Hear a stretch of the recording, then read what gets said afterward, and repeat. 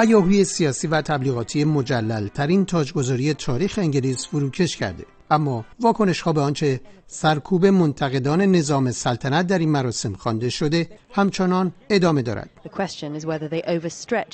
در حالی که مخالفان نظام سلطنت از دستگیری شمار زیادی از همفکران خود در صبح روز مراسم تاجگذاری میگویند، پلیس به دستگیری 64 نفر از جمله گرام اسمیت، مدیر گروه اجرایی جنبش جمهوریت در این کشور، اعتراف کرده.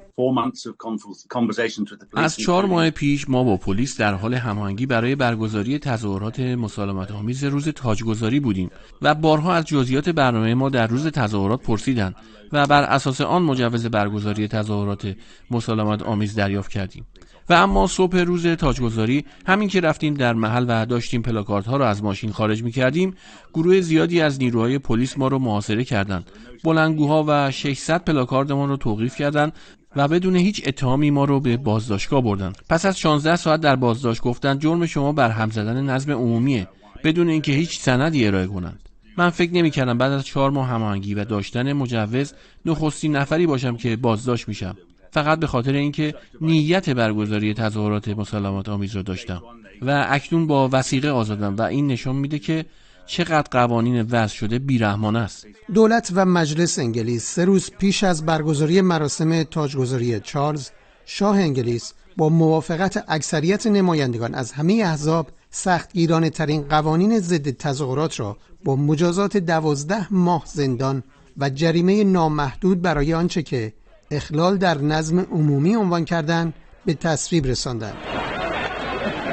آنان همچنین با شیوه‌های مختلف از این قانون و بازداشت معترضان به نظام سلطنت حمایت کردند، اما در مقابل معترضانی که توانستند از حلقه محاصره پلیس خود را برهانند، تظاهرات گسترده‌ای را در لندن و چندین شهر دیگر انگلیس علیه نظام سلطنتی برگزار کردند. معترضان دلایل خود را برای مخالفت با نظام سلطنت مطرح می‌کنند.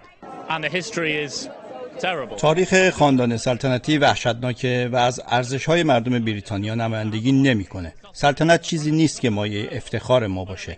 هر سال صدها میلیون پوند پول مردم صرف خاندان سلطنتی میشه، در حالی که 1/5 از مردم این کشور گرسنه مانده‌اند. این نابرابری چگونه قابل قبوله؟ من و خیلی‌های دیگر نمی‌خواهیم پول ما صرف خوشگذرانی خاندان سلطنتی بشه که هر روز خبر جدیدی از فساد مالی و اخلاقیشون منتشر میشه و نگرش‌های تکان دهنده علیه اقلیت‌های نژادی دارند. خیلی از جوان‌ها در سن من همین نگرش رو دارند. نتایج همه نظرسنجی‌ها در انگلیس از افزایش شمار مخالفان نظام سلطنت، به ویژه پس از مرگ ملکه در پی 7 دهه سلطنت او در این کشور، حکایت دارد. بر اساس نتایج مرکز پژوهش‌های اجتماعی در انگلیس، از هر 10 نفر فقط 3 نفر سلطنت رو در این کشور مهم می‌دونند. مجتبی قاسم‌زاده، خبرگزاری صدا و سیما، لندن.